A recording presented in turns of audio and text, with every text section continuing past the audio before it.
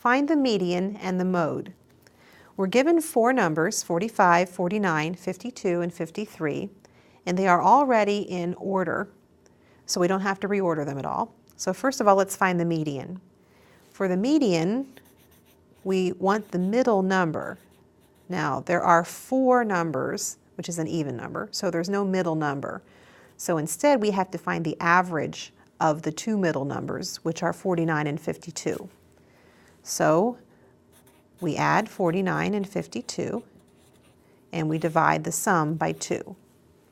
That gives us 101 divided by 2, or 50.5. So 50.5 is the median of the set of numbers. And notice that it isn't one of the numbers at all because it's between the two middle numbers. The mode then would be the number that appears more often than any other number. And in this case, each number appears only once. When that happens, there is no mode.